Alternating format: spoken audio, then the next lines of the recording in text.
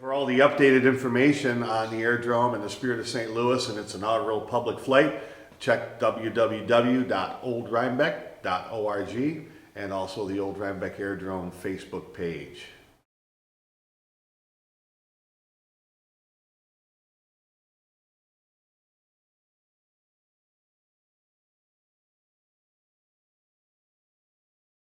Back in the late 1970s, Cole Palen purchased the new standard D25s that we're now using for rides, and in amongst all the parts and pieces was one original Wright Whirlwind J5 radial engine, the same engine that powered the Spirit of St. Louis. It was then that he decided to build a Spirit of St. Louis, and now in 2016 that dream has become reality, and that engine is powering our Ryan MYP.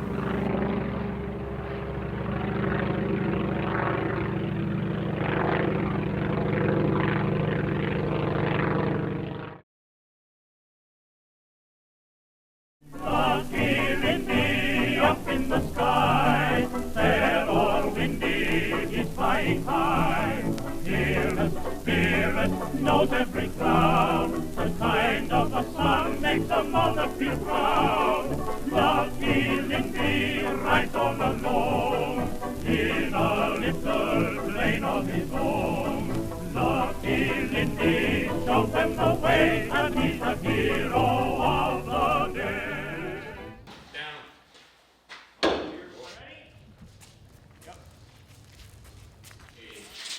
Good. You're good. Okay, we gotta go fast over this stuff here.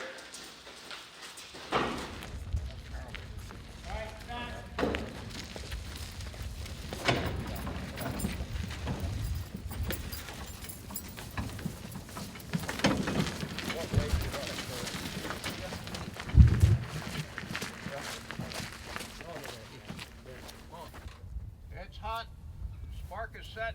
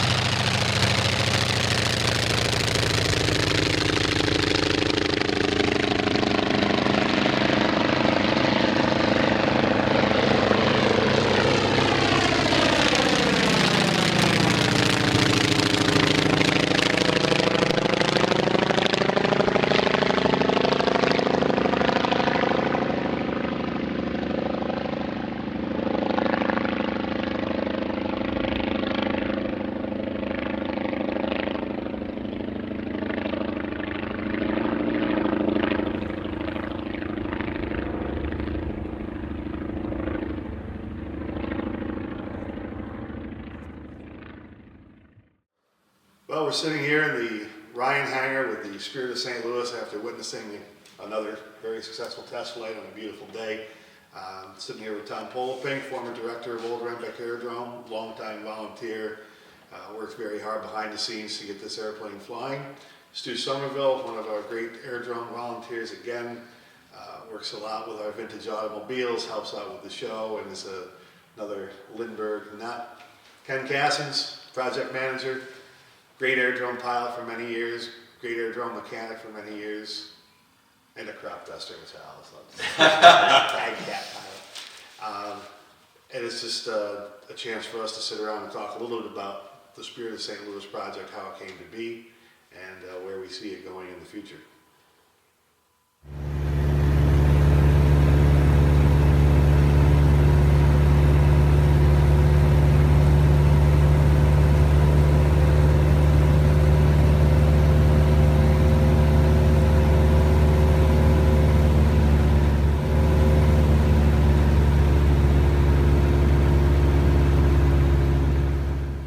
So we're just having a little fun here talking about the airplane that first flew on December 5th.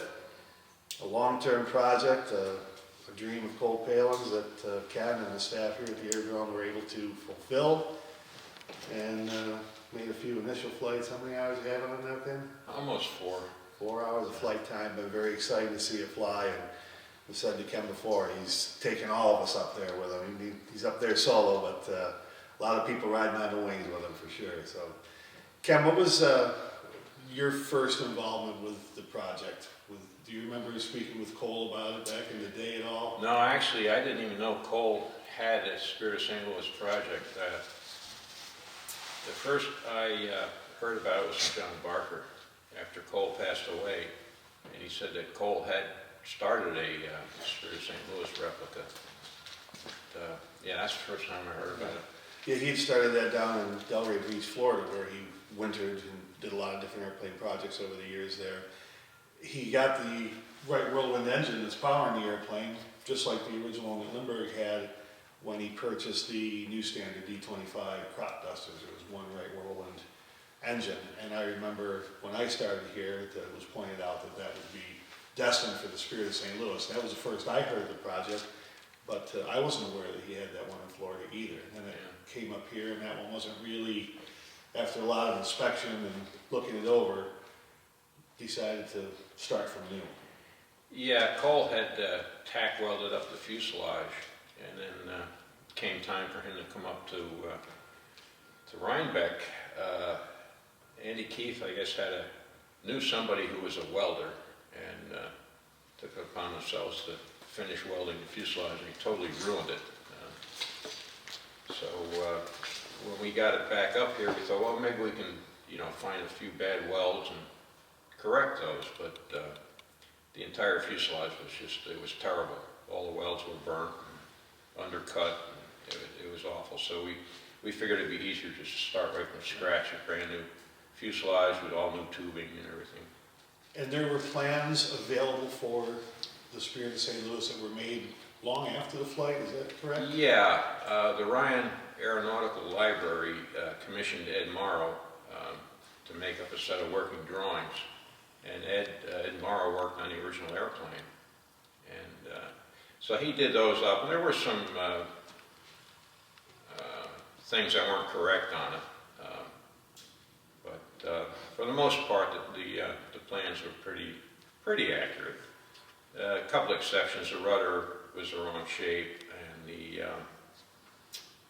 cockpit door and the windows were not correct. So we had gone down to the Smithsonian on 2 occasions, and they took me up in the cherry picker because the airplane was suspended from the ceiling.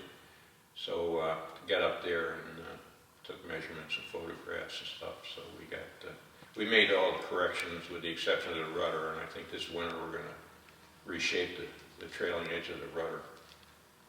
What did it feel like to actually be there at the Spirit of St. Louis, the real one? I mean, from a professional standpoint and from just a fan of Lindbergh's at the same time, that must have meant a great deal to you, I would think. Yeah, it was exciting. Were there any particular engineering challenges to building old Rhinebeck's replica? And what was the most difficult part? Did it go together easy? What did you find complicated? Everything. Everything. Anything?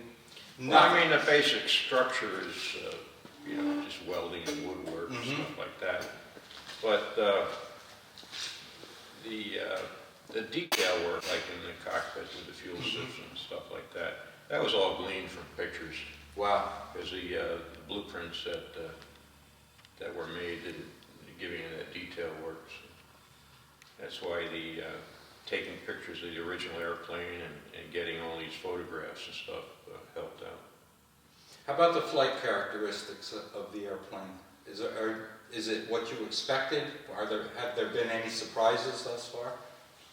No, it sort of handles like the Jenny in a way. And I mean, you can say it's unstable, which it is, but I mean, it's not unstable to the point where you can't fly it. Right. You can't let go of anything on it. You have to fly the thing constantly, but you do that with all these World War I airplanes. So. You've done full power on stalls? Yeah, I went through the whole stall regime. Nothing too surprising there? No, stall's nice. If you let it, you could let it go into a spin pretty easily, but it won't, you know, it won't surprise you as far as, you know, anything really radical. It seems to be pretty docile in a way. Pretty well balanced out now? Is it, Yeah. Does it fly hands off? Or not quite? Oh, definitely no hands off. You can't fly with hands or feet off. But it can trim out pretty nice. And well, the only trim we got is the stabilizer. So pitch trim is all we have. That's all the original had. the little bitty ailerons, every time I see it, the ailerons look so small on that great big wing, but they're effective? Yeah, they're effective, and the reason that they're so small is because they didn't want to overload the wing if you had, you know, severe input on the aileron, and the airplane being heavy, you know, with all that fuel and stuff, they didn't want to overstress the wing, so they made them a little bit smaller. But you know, for what we're doing, it's certainly adequate. The construction basically straightforward, though. Right. Yeah. Yeah. Yeah, the challenge was how did they do things that. Right. Well, originally, when the original was built, it was really, that was a hand-built airplane. Yeah, it was in a very built. short period of time. Yeah, they had 60 days to do it. And it was, you know, basically built on the shop floor. Right. You know, a one-off type thing. So. Is it unique to fly in comparison to anything else you've flown here at Old Rhinebeck? Oh yeah. Okay. How did you prepare? Could you prepare to actually fly the Spirit, or is that the kind of thing that you're not really quite prepared for it until you do it? Well, we had the Curtis Robin that the rear seat is very similar to the cockpit and the Spirit with the side windows. So we put a piece of cardboard up in front, and Clay Hammond was the pilot, and he was a safety pilot. So he was sitting up front with full visibility, and I was in the back just flying it like we do with the Spirit, so it was good practice. There's a few other Spirit of St. Louis replicas that are flying. I know Kermit Weeks has one. I think the EAA flies theirs pretty regularly. We've been touting this one as the most accurate reproduction to date, and I think we're pretty honest with that, right? Yeah, there's one coming along that's up in the Washington State. John Norm is building one that's going to be right on. He's putting all the gas tanks in it. He's even covering it with grade A cotton.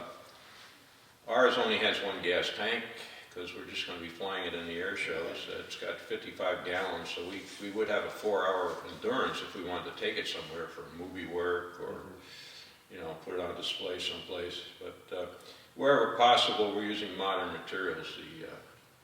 The polyfiber fabric process is it's a Dacron, and it's got a lot more longevity than the cotton dope, and it's also fire retardant. Was that all that donated? That was donated, John Goldenbaum. Right, we've had a lot of great donations to the project, both materials and funding, by a lot of different people from all over the place. Tom, you started quite a fundraising campaign to get the project started back up. by going out and getting a few donors back in. What year would that have been? Well, there was actually, I guess there were two campaigns. One was back in around 2000 or so, when Ken was actively working on the project, Right. and then there was a little hiatus. And to get it back on its feet again, we contacted, I think it was 12 or 13 donors who Real pledged some money. enthusiasts. Yeah, they pledged some funds to get it back on its feet, to get Ken back here to finish it up. That was key because the project sat for, what, 10? Not 9 years. 9 years idle with nothing being done. And those 12 enthusiasts really were what got the project back going Yeah. again. And then from there on out, it was pretty consistent work on it, as time allowed, to get it finished up. And then the last part of the air show season, 2015, September and October, you could see it was really closing in. And then the fabric went out in the wing. And then we really knew it was close. And then December 5th, the phone call came to come on out to the Aerodrome. That was exciting. It's a beautiful day. I couldn't help but think of how proud Cole Palen would have been. Well, you know, we talked about that a couple of times, that, you know, the stars were aligned. Yep. It was very close to the anniversary of Cole's passing, which was December 7th. Right. 8th. I didn't think about that. Yeah, you know, it happened to be Wow. very close to that. And then this great weather we had, Well, that's Cole's doing. it was meant to be. I guess, It all just fell in. Yeah. I mean, who would think you'd be flying the thing in December? Right. And so things really worked out, and it was an emotional moment for a lot of people here that, you know, the plane actually finally flew after all these years. And as you put, a lot of blood, sweat, and tears went into that project, and to see it go was... Did you actually think about that the first time you got air under the wheels, or were you No. kind of busy? No, you're not thinking about that. Yeah. You're thinking about flying the airplane, what it's going to do, how it's going to react, what you're going to do. And then, you know, once you come back down, you start thinking about all these other things. I think Cole would have been thrilled to Honest to see the God. airplane fly. She certainly would have been thrilled to fly it himself. Definitely. But I think he would have been just as happy to be sitting along the runway and seeing the airplane take to the skies. And it's a great tribute to him. I mean, he started this Aerodrome. He was the one that put it all together. We've been fortunate enough to be a part of it, and to carry on his work is a real honor for sure. Definitely.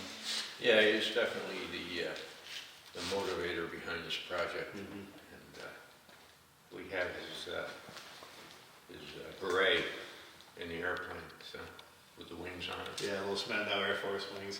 Nice touch, right? That really is. How about the Wright Whirlwind engine? We'll talk about that a little bit. Number one, the name of that engine alone, Wright and Whirlwind. I mean, that was in 1927, right? That was the best engine available, certainly in this country. Well, that's when Lindbergh's flying the mail at night. It's kind of boring, I guess, and you're just thinking all these different things. And of course, that Ortiz prize for $25,000 was out there and claimed. And Lindbergh had been reading, or he heard about the Wright Whirlwind being on a test stand for 150 hours straight. He said, wow, that could be the engine.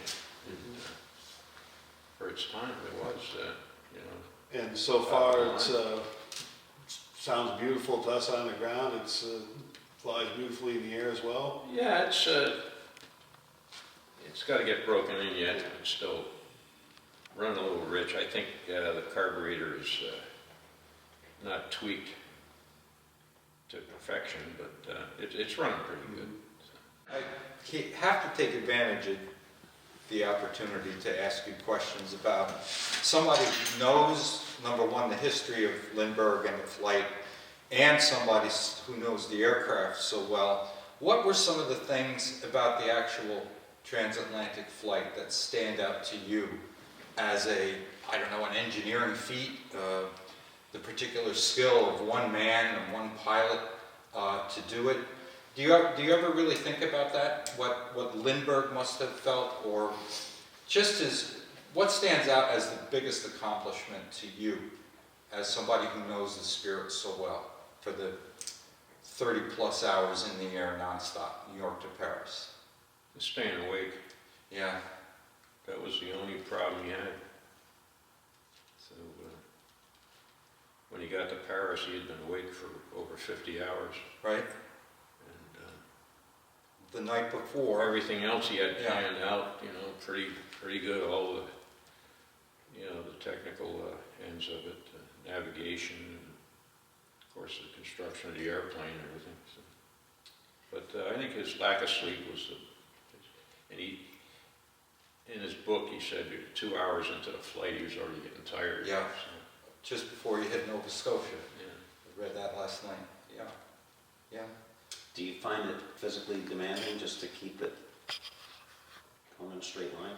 I mean, is it? Oh yeah, control yeah. so you're You know, it constantly- wants to wander off, especially the turning bank. I'm just thinking that, you know, if you're flying it for 15 minutes or so, multiplying that by Take two. whatever it takes to get to 33 hours, you know, I can imagine that really be taxing. Well, there was no guarantee that he would take off when he did either. Basically waiting for the weather to clear.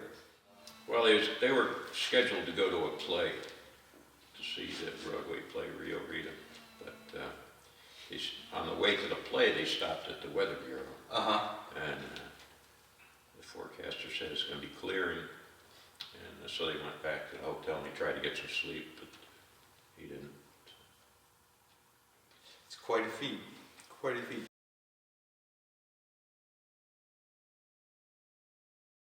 Supporters of the old Rhinebeck Aerodrome in general, supporters of the Spirit Project, and just everybody who has supported us and what we do here over the years. It's an opportunity to say thanks. Yeah. That's a big thanks to an Yeah. awful lot. That's right. Definitely. I mean, the Thanks. support and enthusiasm over the years, and times that were a little bit rough around here, everybody persevered, and in the end, it all came to fruition because of an awful lot of people. Definitely. Well, it couldn't have been done without all the donations and support. It certainly couldn't have been done Definitely. without Ken Gahessens constructing the airplane. And he had some money find help with him, but Yeah, we had a lot of help. you were the spark plug for that one. A lot of the guys aren't here now, but Yeah. you know, Larry Potter, it was, you know, Cole, of course. But, It had to be done. yeah, yeah. Everybody that we can think of that worked on the airplane signed a spar, signed their name on the spar, and then the names of the guys that aren't here are printed on the, Tom put them on the spar, so Cole, Rita, Larry Potter, and A lot of them. quite a few people. So it was a group effort, and we got a lot of good products donated. Yeah, we couldn't have done it without all those people.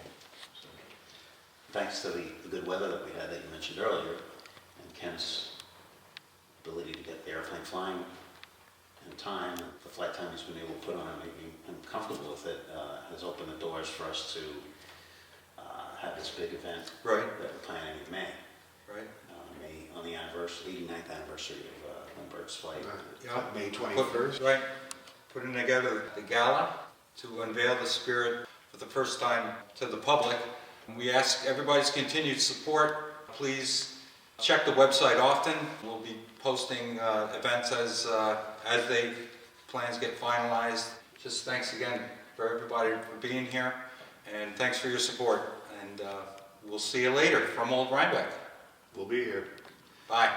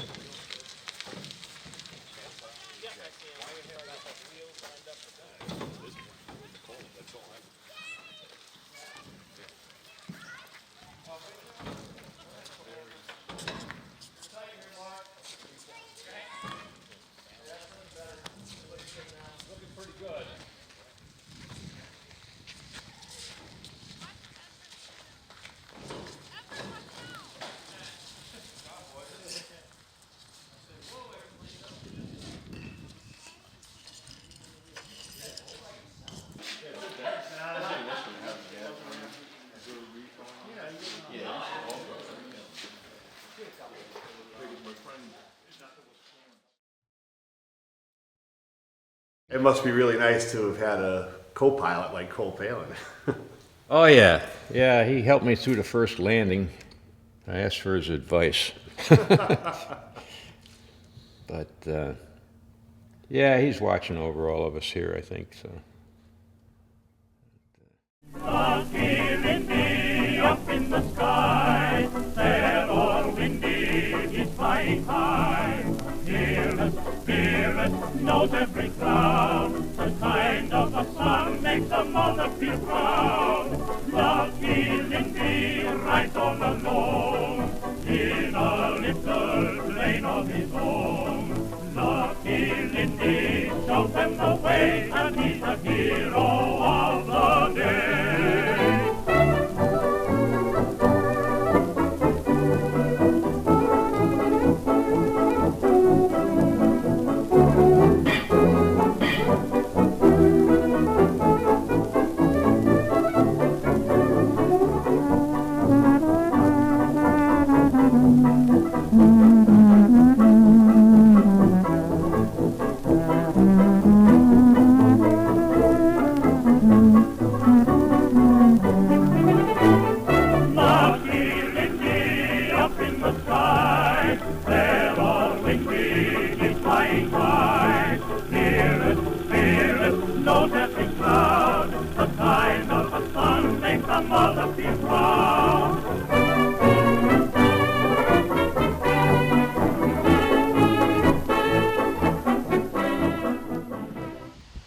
Members and volunteers are needed at the Old Rhinebeck Aerodrome, so head on over to oldrhinebeck.org.